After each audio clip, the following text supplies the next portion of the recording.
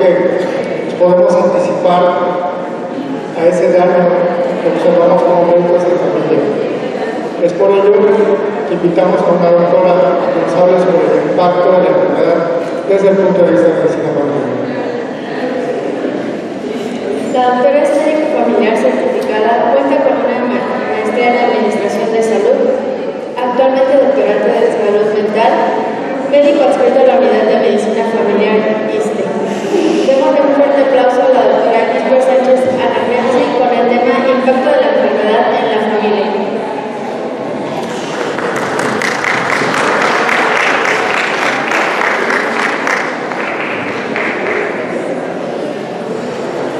Muchas gracias, buenas tardes.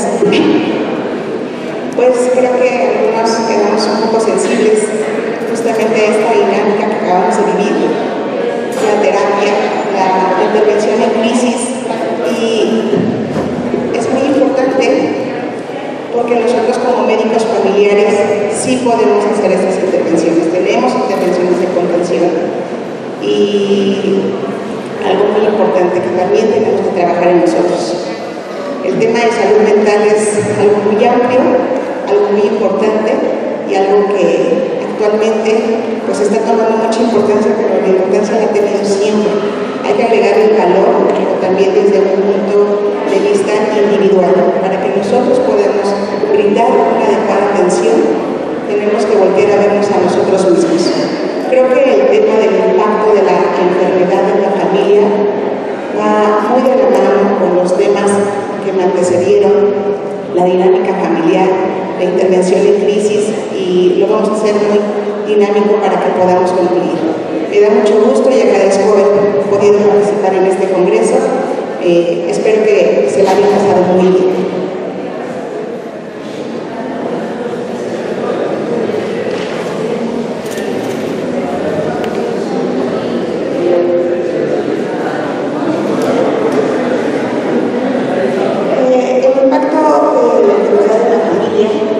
Viéndolo desde la aparición de una enfermedad, puede ser aguda, puede ser crónica o puede ser terminal.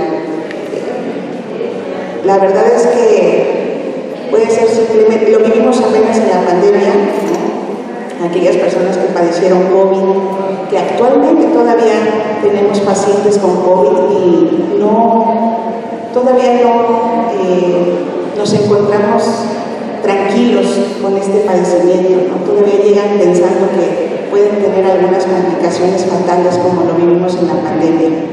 Alguna persona que haya tenido algún accidente o alguna situación traumática, alguna pérdida de una extremidad, ¿qué pasa con pacientes que le dicen que tiene diabetes, que tiene hipertensión? Todas estas apariciones de enfermedades pueden presentar un serio problema tanto en el funcionamiento como en la composición propia de la familia. Y todo esto podría considerarse, como ya lo vimos hace un momento, como una crisis, dada la desorganización que se produce y el impacto que causa cada uno de sus miembros. De repente, no sé si alguno de ustedes ha tenido la capacitación de cómo dar malas noticias. Me ha tocado estar en la consulta y pacientes que veo en su nota médica con diagnóstico de diabetes mellitus, y cuando le pregunto cuánto tiempo tiene de diabetes, su respuesta es: no, yo no soy diabética, me dan metformina, pero bueno, me dijeron, es que no me acuerdo. O ¿cuánto tiempo tiene de hipertensa? No, bueno, es que me empezaron a dar el medicamento, pero pues no me dijo la doctora, o sea, entonces es importante que podamos hacer una pausa y reflexionar cómo abordamos y cómo damos esas noticias. No sabemos el impacto que vamos a tener en esa familia, en esa persona, y esa persona, la enfermedad que va a tener, cómo puede impactar en la familia. Porque entonces, si la propia persona, el propio individuo no está consciente de su enfermedad, difícilmente va a poder tener un buen manejo, un buen seguimiento. Y entonces la familia o en su entorno, pues va a ser más complicado que puedan llevar a cabo ese acompañamiento. Todos los factores desde en qué ciclo vital nos encontramos. No es lo mismo que estamos en una familia en formación, en expansión total, o a lo mejor ya estamos en disolución, ¿no? Una persona que está o que acaba de presentar una pérdida.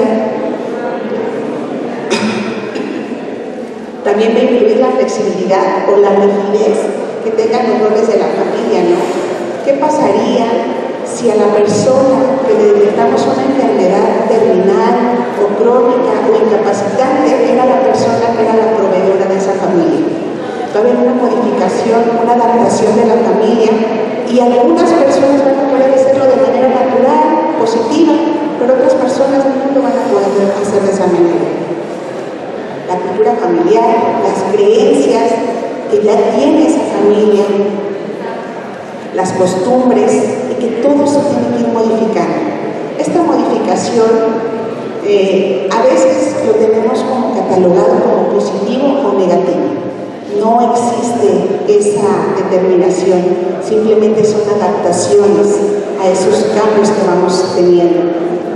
El nivel socioeconómico no es lo mismo una persona que no tiene una buena solvencia y que acaba de detectar a su hijo con un problema de cáncer y que además no tiene ningún derecho a audiencia y tiene que hacer uso de algunas situaciones para poder hacer frente a esos gastos, ¿no? Que aquellas personas que tienen esa solvencia y entonces pueden hacer uso del medio privado.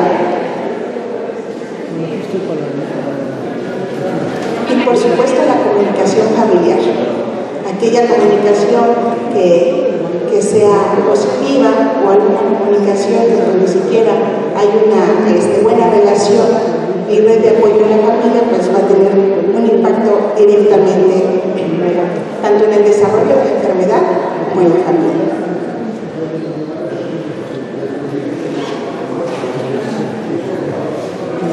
Existen varios estudios, pero aquí hablo justamente del impacto del riesgo psicológico y cardiovascular. Se hizo un estudio en el estado de Utah donde analizaron a pacientes con diagnóstico de cáncer cervicouterino y a sus familias, pero familiares directos o cónyuges, porque no van a tener el mismo impacto a familiares que ni siquiera viven con ellos, aquellos que están directamente cercanos. Y resultó que el 10%, que va a haber un aumento del 10% en el riesgo de desarrollar enfermedades psicológicas en aquellos pacientes con diagnósticos, con este diagnóstico de cáncer, y también un aumento del 28% en el riesgo de enfermedades cardiovasculares en el primer año después del diagnóstico de cáncer de un familiar. En este estudio se hizo un seguimiento con corte a 1, 3 y 5 años para poder determinar esta relación. Es un ejemplo para que podamos ver qué tanto impacto podemos tener. Pero existen varios tipos de respuesta familiar. Por ejemplo, en la tendencia centrípeta es donde cada uno de los miembros de la familia va a centrar esas modificaciones, esas adaptaciones en ese paciente, en ese miembro de la familia que tiene el diagnóstico. Vamos a hacer las adaptaciones para poder apoyar a mi familiar. Si tengo que modificar mi rol, si tengo que modificar mis horarios, si tengo que a lo mejor dedicar un poco más de mi tiempo, todos vamos a participar centrados en el paciente.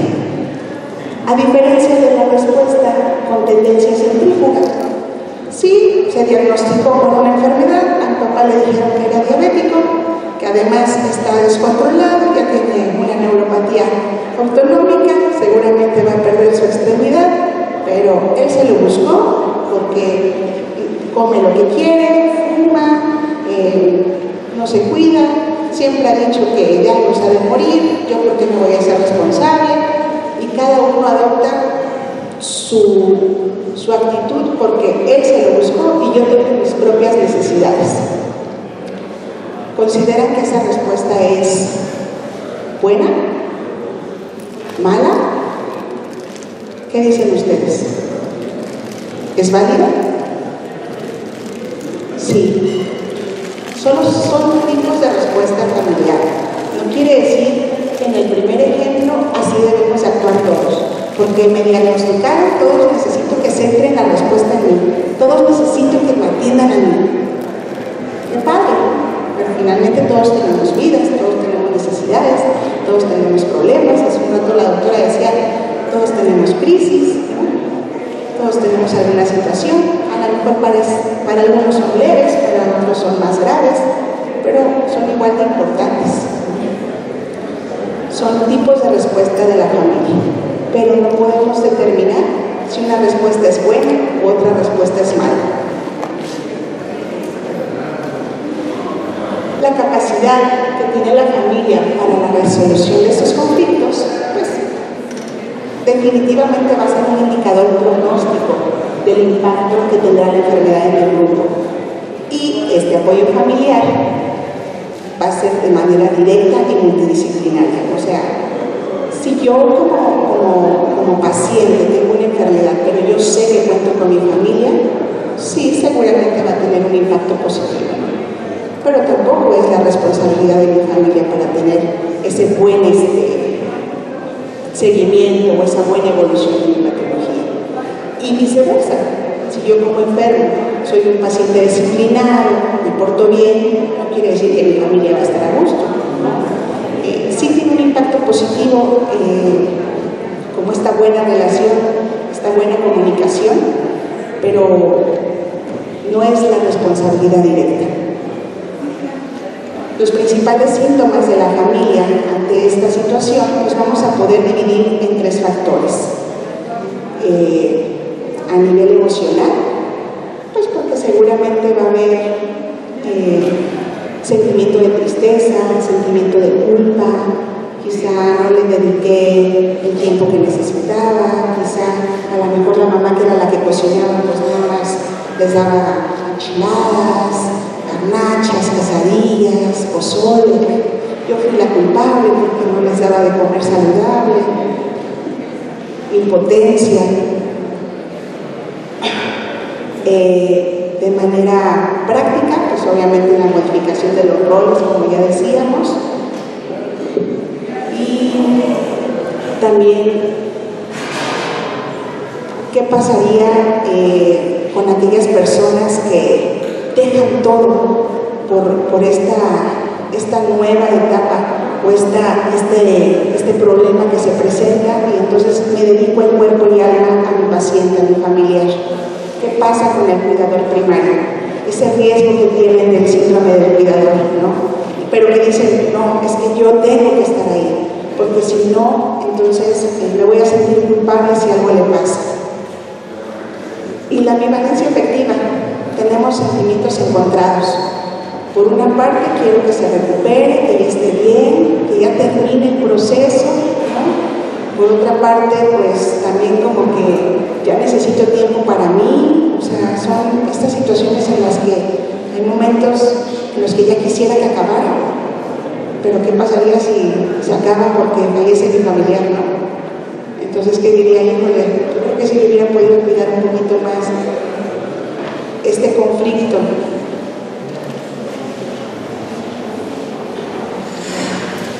Tenemos todos estos mecanismos de autorregulación. Esto nos permite seguir funcionando de una u otra manera. Si tenemos que cambiar de trabajo, si tenemos que cambiar de roles, si tenemos que modificar nuestros horarios, pero de una u otra manera la vida tiene que seguir, ¿no?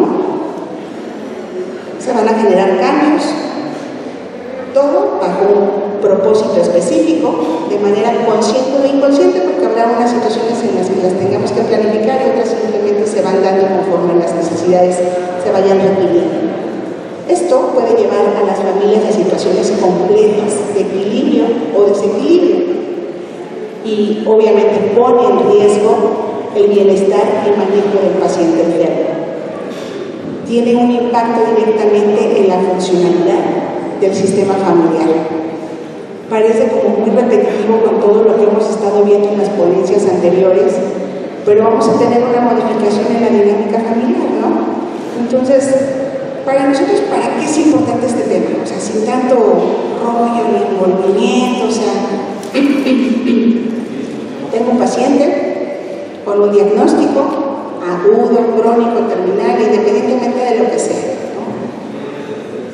En el momento que yo tengo a la persona a la cual estoy dando el diagnóstico, siempre tengo que voltear a ver a la persona que está con él. Siempre tengo que preguntar sobre su red de apoyo. Siempre tengo que valorar sobre su dinámica familiar. Nosotros como médicos familiares siempre tenemos que ocupar las herramientas para medición. Y tenemos muchas herramientas, ya nos dijo el doctor Maximo, pero habrá herramientas que sean más útiles que otras. Nosotros tenemos que hacer esa evaluación. ¿Pero para qué? ¿Para qué nos van a servir hacer todas esas dinámicas, esas mediciones para saber que si tiene o no tiene, que si le apoya, que si tiene la solvencia, que si no tiene la solvencia, que si tiene el síndrome del cuidador? ¿En qué nos beneficia saber todo eso? ¿O para qué nos sirve a nosotros? La medición de la principal carga ignorada es una necesidad insatisfecha en el manejo de la enfermedad de un paciente. Pero esto nos va a ayudar a que implementemos intervenciones de apoyo adecuadas. Hace un momento la doctora comentó acerca de la intervención en crisis. Y la intervención en crisis no nada más es para la persona que sufrió la enfermedad, el accidente, la crisis. Es para todos los que están con ellos.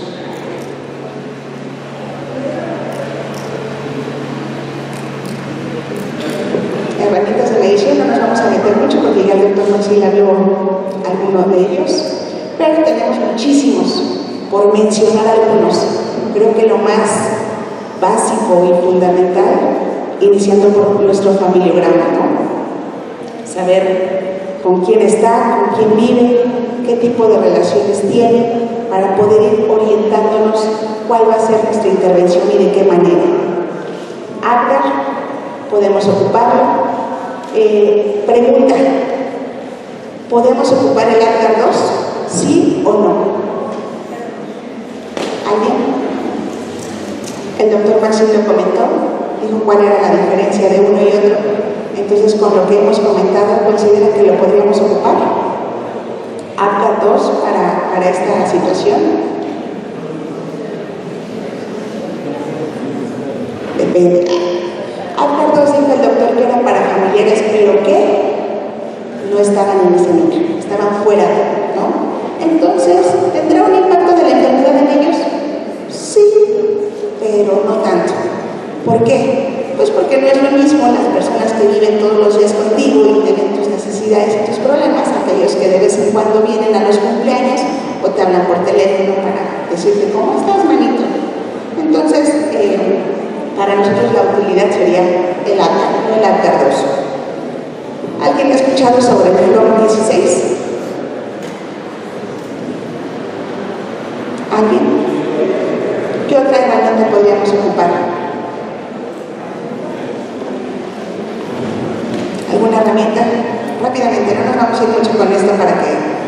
¿Qué tal Phase 3? ¿Sí o no?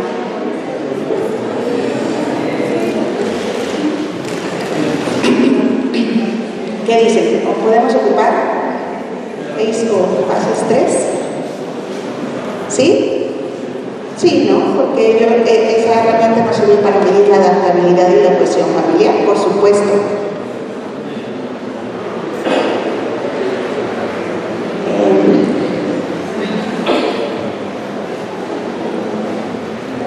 Este es el Apgar, claro que es un doctor. Este es el Apgar para adultos.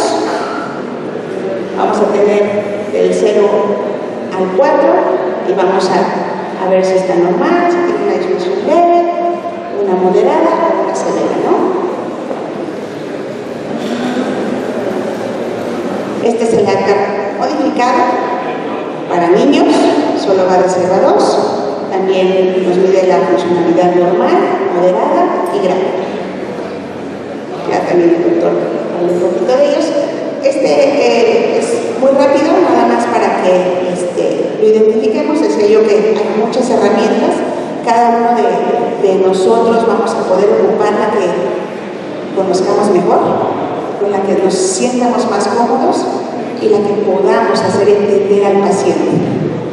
Simplemente en una escala de dolor, ¿cuál escala utiliza para valorar a su paciente? ¿Hay una escala para medir el dolor? Eva, ¿cuál es esa escala, doctora? A ver, platíquenme. Lo personal yo no tengo aquí la aplicación, o hay un momento que no está por con una regla que el paciente en esa escala de 1 a 10,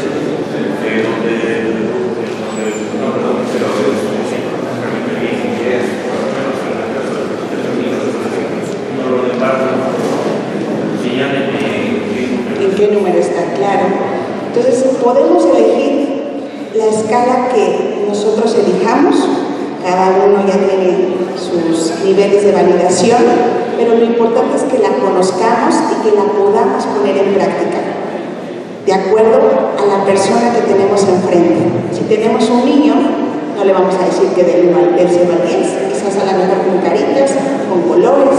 Si tenemos una persona que no sabe leer, ¿no? Entonces tenemos que adaptarnos a la persona que está ahí. Esta escala, from 16,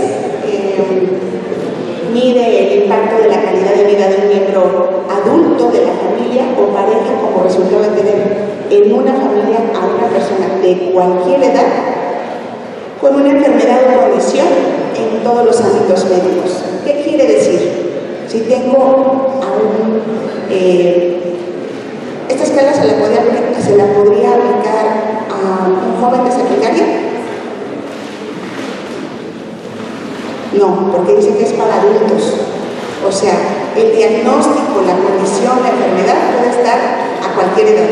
A lo mejor se trata de un bebé, ¿no? O de un pequeñito que le acaban de diagnosticar leucemia, pero la escala se la vamos a aplicar a sus papás, ¿no? No necesita una explicación detallada y está basada en entrevistas extensas con 140 familiares en 26 especialidades médicas diferentes. Entonces puede ser a cualquier área de la medicina.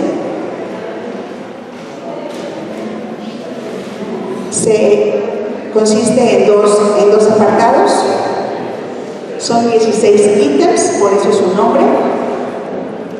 Del 1 al 6 va a evaluar la situación emocional. Simplemente es poco, no, poco y mucho. Simplemente lo tacha y le damos el valor. Y en la segunda tiene que ver ya con la condición social y del entorno, ¿de acuerdo? También no, poco y mucho, y le damos los puntos. La evaluación nos va a dar si es de 0 a 12, pues no tiene ninguna situación. En el apartado 2, ¿no? De 0 a 12, exactamente, hasta 25 es moderado y más de 26 ya es alto, ¿de acuerdo? Y esto nos va a ayudar para hacer las intervenciones que vamos a aplicar. Esta herramienta, desafortunadamente o afortunadamente, se requiere una credencial, pero todos lo podemos acceder. Simplemente entramos a la página, lo registramos, lo descargamos porque está disponible en todos los idiomas habidos y por haber, para que podamos hacerlo práctico en nuestra atención diaria. Realmente lo importante es que nosotros podamos saber, identificar, saber lo que tenemos que hacer. Tengo un paciente, pienso antes de decirle que es diabético, ¿no? Pienso antes de decirle, a lo mejor no diabético. ¿Qué pasa cuando le decimos a un paciente que es prediabético? ¿Cómo le explico que esa condición sí se puede modificar, pero que requiere mucho trabajo pero que puede estar mejor, ¿no? Pero no nada más le digo, salió con 103 de azúcar, está obeso, le voy a dar metformina. Y a la siguiente consulta, oiga, ¿por qué le dan metformina? No, pues sí me dijeron que tenía prediabetes, pero nada más, ¿no? Entonces, pensar desde cómo voy a dar una mala noticia, la persona que va al lado, desde poder ver en qué condiciones va, si la está apoyando. Si va y es la persona que dice, sí, es que no come, sí, es que come puras tortas, sí, es que no sé qué. Poder hacer esa evaluación de la dinámica familiar, poder hacer el uso de las herramientas que acabamos de comentar, las que ustedes quieren, con las que se sientan más seguros, pero más allá de aplicarlas, el para qué las vamos a aplicar, cómo vamos a intervenir con ellos, cómo poder hacer la intervención de las crisis para el paciente y para todo su entorno. Porque todo lo que nosotros hagamos o dejemos de hacer va a tener un impacto en esa persona que tenemos delante de nosotros.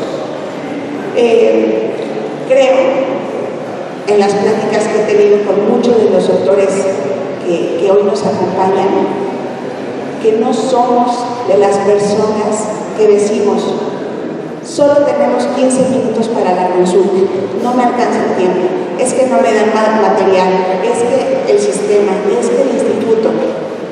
Estamos acá porque somos aquellas personas que consideramos que esos 15 minutos para nosotros son una oportunidad para poder tener un impacto en la persona que tenemos delante de nosotros.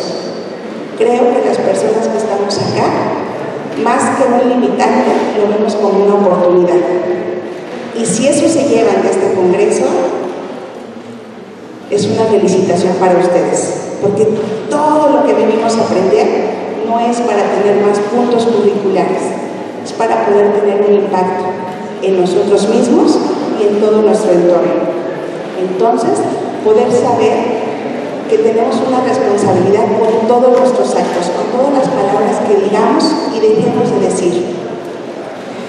En el tema de la salud mental, darle, voltear a ver, poner un foco de atención.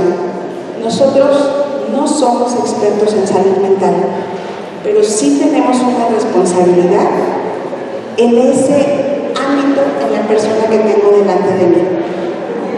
Porque no existe salud física sin salud mental. ¿Quién de los que está aquí presente ha tomado el curso de la guía humanitaria en salud mental, la MHGAP, de la Organización Mundial de la Salud? Felicidades, doctores. Creo que eso simplemente es como para que arranquemos y nos dé curiosidad de decir, algo puedo hacer. Es una guía para aquellos que no somos especialistas en salud mental, pero que tenemos la responsabilidad de poder tener cuidado con lo que decimos, con lo que hacemos y en qué momento poder apoyar y referir. No somos todólogos, pero sí somos grandes líderes en la salud. Sí podemos saber en qué momento apoyarnos de todos nuestros colaboradores en el ámbito de la salud y no de la salud para poder mejorar y tener un impacto positivo en nuestro paciente y en su familia y en todo su entorno. Me gustaría terminar con esta frase: la familia puede enfadarte como nada, pero también es lo que hace que la vida merezca la pena. Gracias.